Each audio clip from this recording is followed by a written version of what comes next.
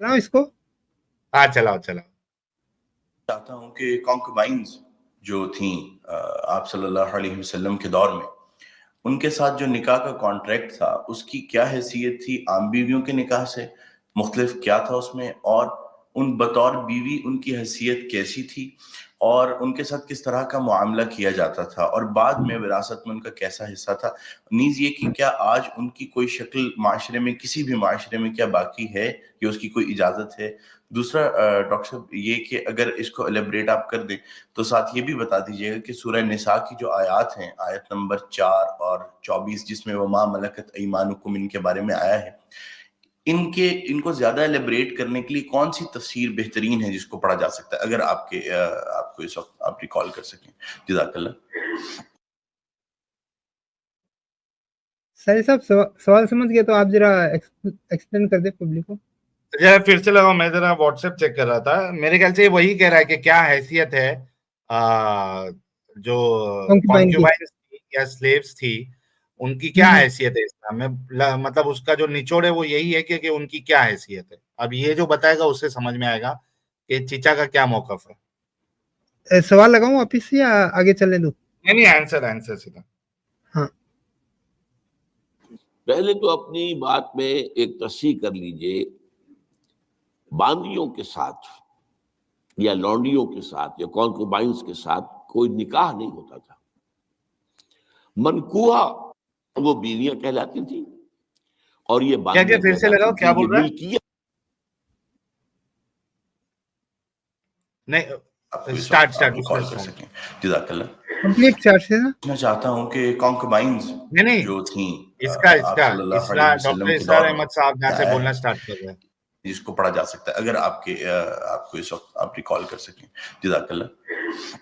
पहले तो अपनी बात में एक तस्सीह कर लीजिए, बांदियों के साथ या लौंडियों के साथ या कॉन्कुबाइंस के साथ कोई निकाह नहीं होता था। कोई निकाह नहीं? क्या बोल रहा है? इसकी आवाज सुनने में नहीं आ रही है। हाँ थोड़ी स्लो है, आप अपना लैपटॉप की आवाज फुल कर लें।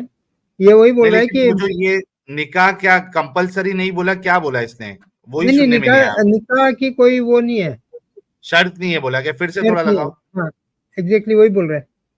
लगाओ। हाँ।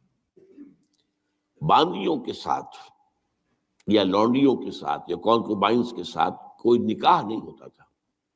निकाह नहीं होता था? निकाह नहीं होता, नहीं ऐसा तो नहीं बोल सकता निकाह नहीं होता। निकाह शर्त नहीं है ये कह सकता है, निकाह नहीं होता था ऐसा नहीं बोल सकता, क्योंकि निकाह कर भी सकते हो आप। नहीं, निकाह नहीं हो सकता, इसी वजह से बोला, ये प्रॉपरली इसने बोला नहीं है। ठीक है, आगे सुनते आगे क्या बोल रहा है। कॉल कर सकें। जज़ाकल्लाह।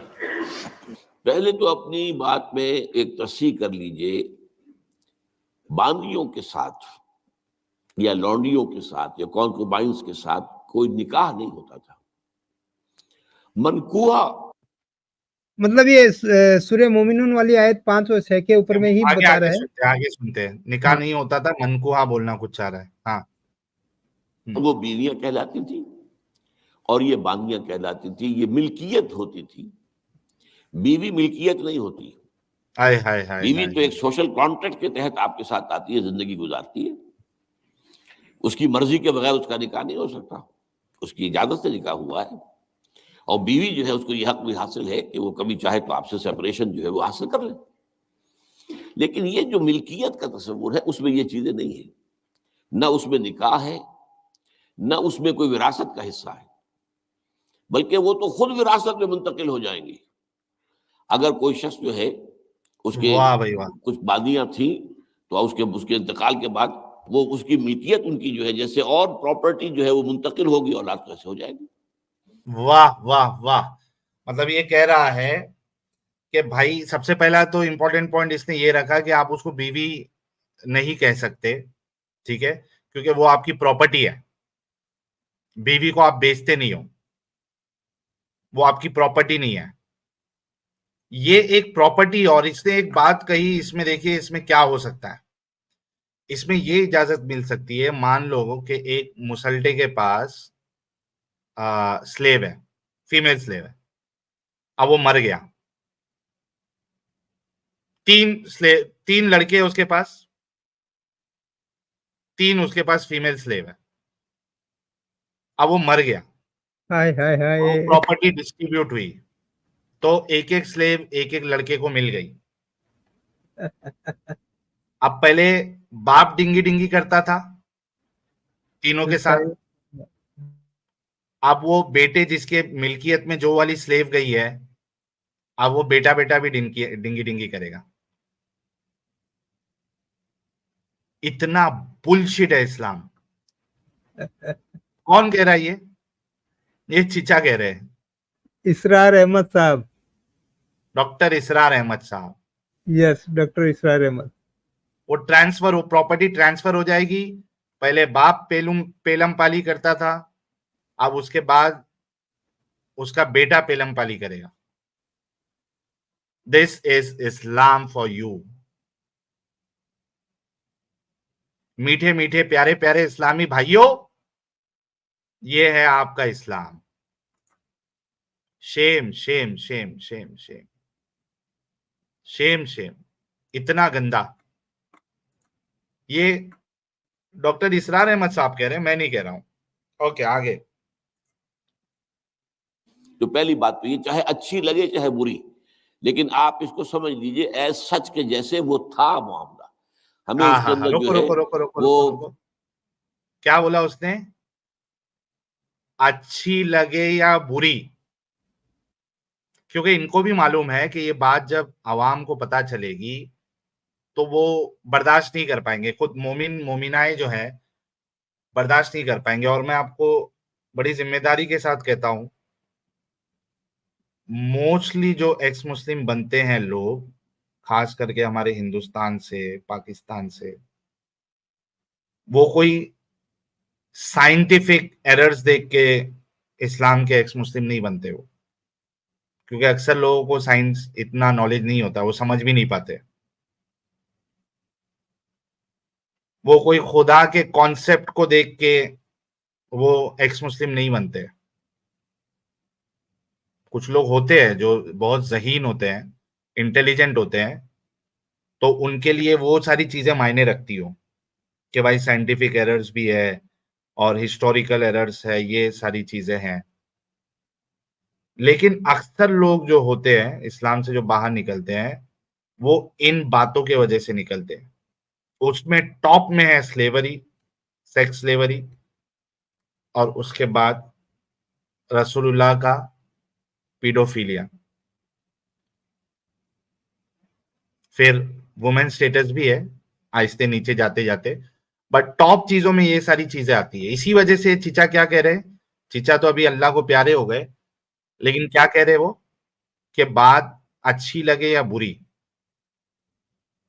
जो है वो है, जैसा था मैंने बता दिया। जी, आगे। हाँ, इसमें ये 10 सेकंड फिर से लगाना, जहाँ पे ये बोल रहा है कि बुरी है या अच्छी है, वो फिर से लगाओ ताकि हाँ लोग लगाता इसको हूँ। जरा फिर से सुनें। जी जी, पीछे करता हूँ। लेकिन ये सुलेखा गुप्ता जी बोल रही है ऐसे पीएचडी का क्या फायदा? ये पीएचडी नहीं है, वाकई में डॉक्टर है, मेडिकल डॉक्टर। अच्छा, ये मेरे को भी नहीं मालूम है मेडिकल डॉक्टर है क्या? हाँ, डॉक्टर था, इनका क्लिनिक था पाकिस्तान में बकायदा। अरे वाह, नहीं मेरे को आइडिया नहीं है। हम्म। डॉक्टर जाकिर नालायक भी तो मेडिकल डॉक्टर ही है। हाँ, लेकिन ये वाकई में ये प्रैक्टिसिंग डॉक्टर था। हो हाँ। तो पहली बात तो ये, चाहे अच्छी लगे चाहे बुरी, लेकिन आप इसको समझ लीजिए एज सच के जैसे वो था मामला। हमें उसके अंदर जो है वो कुछ उसको पहले टेबल बनाने के लिए और उसको जो है उसके अंदर कोई तरमीम नहीं करनी चाहिए। स्टेटस जो है मांगी का, कॉन्क्यूबाइंस का, वो ये है जो मैंने आपके सामने रखा। अच्छा, असल मसला ये आता है कि आया आज भी ऐसा कोई मामला है? आज ऐसा कोई मामला मौजूद नहीं है। नहीं है। और ये कौनियां होती थी हुजूर के जमाने में सिर्फ वो जो मैदान जंग में माले गनीमत के तौर पर आती थी। आप एक जंग हुई है, फर्ज कीजिए जंगे बदर हुई है। जंगे बदर में अब जब कुफार को शिकस्त हो गई है, तो आपको मालूम है उनके जो ऊंट थे वो 900 ऊंट लेकर आए हुए थे, वो सारे तो अभी खाए नहीं गए थे। अब वो गोया कि वहां पर माले गनीमत है। उनके घोड़े अगर वो बचे हुए तो माले गनीमत है। वो जो आदमी भागता वो अपना असलहा भी फेंकता जाता है ताकि भागे और जान बचाए। ये सब क्या है? माले गनीमत है। ऐसे ही अगर वहां कोई औरतें भी आई हों, मेरे इल्म में नहीं है कि बदर में आई या नहीं आई, ओहद में तो आई, लेकिन बदर के बारे में मुझे यकीन के साथ मालूम नहीं है, लेकिन अगर औरतें भी आई हों तो वो बागियां होंगी। अच्छा, अच्छा, आपने ध्यान दिया इसमें पिचा ने जो है वो थोड़ी सी बोंगी मारी है। असल में हाँ, रसूलुल्लाह ने एक काम किया था, वो ये था कि उस टाइम पे जो और तरीके से बांदियां बनाई जाती थी कि अगर आप जो है वो खरीद- कर्जदार है, आप कर्जदार है तो पैसा नहीं दे पाया तो आप स्लेव बना लिए।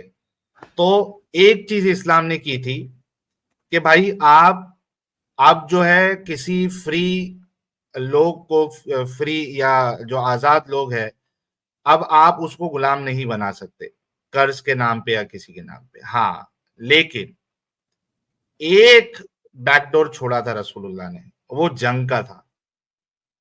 और वो जंग चाहे डिफेंसिव हो या ऑफेंसिव हो, चाहे डिफेंसिव हो या ऑफेंसिव हो, एक छोड़ा था। दूसरी चीज, जो एग्जिस्टिंग स्लेव्स थी, चाहे वो जंग से मिली हुई हो, चाहे वो किसी ने उसको इस वजह से बनाया था क्योंकि उसने कर्ज वर्ज लिया था वो नहीं दे पाई, अगर वो एग्जिस्टिंग स्लेव है तो वो स्लेव ही मानी जाएगी। अगर वो मार्केट में चल रही है वो स्लेव, चाहे वो वॉर के थ्रू आई हो या दूसरे तरीके से आई हो, उसको आप खरीद सकते हो और अपनी बांदी बना के उसका इस्तेमाल आप कर सकते हो। नए लोगों के लिए कैद लग गई कि भाई आप जो है वॉर में से ही बनाओगे।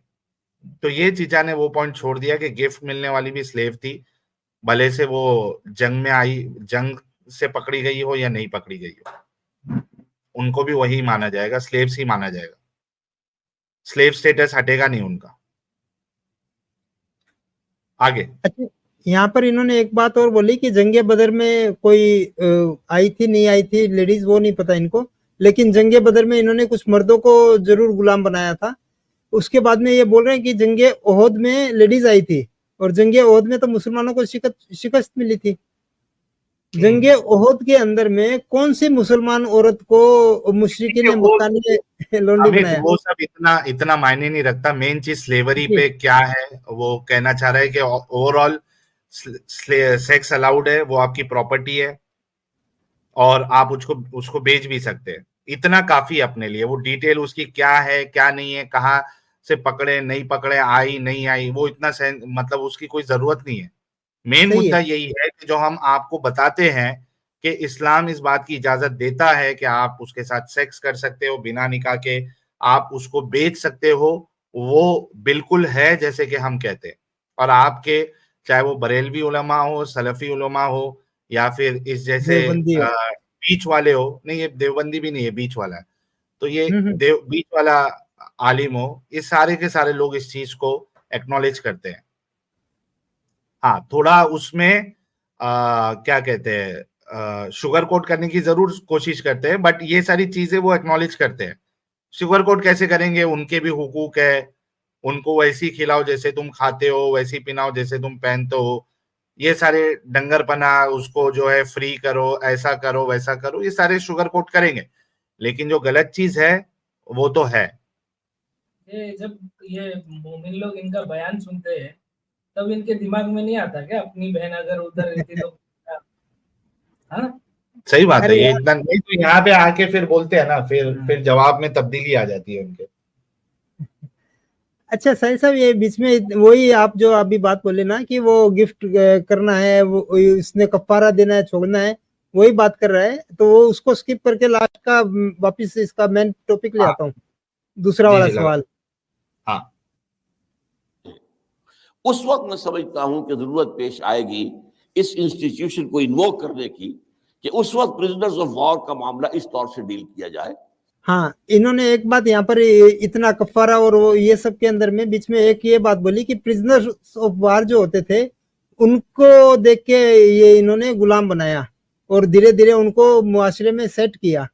अरे भाई, वही एक सब बंदा, वही ये सारे बोंगियां ये सारे लोग देते हैं। मैंने बोला ना, उसके जब बता दिया गंदगी है तो उसके ऊपर लेप भी तो लगाना है ना, जी। तो वो लेप नहीं, लगाने की आगे सब कोशिश करते हैं। यहाँ पर इसने एक क्या बात बोली थी कि एक बंदा जो जंगे कौन सी बदर के अंदर में भाग रहा है अपने हथियार छोड़ के, उसको गुलाम बनाने का भाई क्या मतलब है? वो तो अपने एरिया में जाके वापिस सेट हो सकता था ना। नहीं, वो आप इस वजह प्रिजनर से, क्योंकि उस पे भी जलेबी बनेगी कि उसके वजह से बना लिया, क्योंकि वो फिर से जाके पूरा जो है फिर ना, से जाके करेगा। नया हाँ, इनके खिलाफ पूरा माहौल नहीं बना है। हाँ। तो ये प्रिजनर्स ऑफ वार की और बीच में वो कफारा देना है, छोड़ना है, वो बातें कर रहा है। अब ये लास्ट वाला और देख लेते, दूसरा सवाल का क्या जवाब दे रहा है। लेकिन उस वक्त तक किसी आजाद इंसान को पकड़कर गुलाम बना लेना बहुत बड़ा गुनाह है, ना काबिल माफी गुनाह है, किसी को हक हासिल नहीं है। ये जो अमेरिकन ले गए थे, आपको मालूम है, ये अफ्रीका के मगरबी साहिल के साथ साथ दूसरे लोग वहां से बुराई ये लोग किए लेकर तो गए हमारी पकड़ बुराई कर खत्म हो जाती है। अफ्रीकियों को, जी। और वहां जाकर उन्हें गुलाम बनाया है और शदीद तरीन जो है सख्तियों में उन्हें रखा है। ये मामला इस्लाम में न कभी हुआ है, न इसकी कोई इजाजत है। किसी गुलाम, किसी आजाद इंसान को पकड़कर जबरदस्ती गुलाम बना लेना, इसकी न कभी इजाजत रही है, न कभी होगी। अलबत्ता प्रिजनर्स ऑफ वॉर के मामले में ये शक्ल है जो इस्लाम में रही है, और हमें उसी तरीके से समझना चाहिए। चाहे ठीक है, दुनिया उसके ऊपर फिक्र चुस्त कर देगी या कोई उसको कहेगी, पास बहुत सी चीजें हैं कि जो लोगों के आम जो मिजाज इस वक्त का है, वो उसमें वो जरा आसानी से वो बात जो है उनके जहन के अंदर उतरती नहीं है। लेकिन we have to be faithful कि दीन की भाई आसानी से, ये मतलब ये उल्टा चोर कोतवाल को डांटे, ये वाला हिसाब हो गया। ये जी, कह रहा जी। है कि ये जो चीजें हैं, ये बातें जो है आज के लोगों को आसानी से उतरती नहीं है, समझ में नहीं आती है। अरे डंगर, तुम्हारा तो ऑलरेडी इंतकाल हो गया, अब तुम मर चुके हो, मैं क्या बोलूं। लेकिन बात ये है कि आसानी से तुम लोगों के भेजे में नहीं उतरती है बात, कि अगरचे कोई दूसरा गलत काम कर रहा था तो उसका एग्जाम्पल देकर आप अपनी गलतियों से जान नहीं छुड़ा सकते। और आपने उस जो गलत किया है उस पे भी सवाल उठेगा, और आप लोगों को भी आसानी से समझ में नहीं आता है कि आपके रसूलुल्लाह ने भी ये जुल्म किया है लोगों के ऊपर, आप लोगों के सहाबाओं ने भी जुल्म किया है, उन्होंने भी वही गंदी हरकत की, थोड़ा 19-20 के फर्क के साथ। हाँ, लेकिन इसमें थोड़ा-सा ये सही भी है कि बोल रहा है कि we have to be faithful. जरा वापस हाँ, सुनिए ये वाला अल्फाज। सुन लिया आप। Yes yes yes. कि जो लोगों के आम जो मिजाज इस वक्त का है, वो उसमें वो जरा आसानी से वो बात जो है उनके जहन के अंदर उतरती नहीं है। लेकिन we have to be faithful कि दीन की असल तालीम क्या है, उसी के साथ जुड़े रहना चाहिए। तो मोमिनो फेथफुल बनो, गंदगी को अपनी जो है वो एक्नॉलेज करो और इस गंदगी से बाहर निकलो। जी।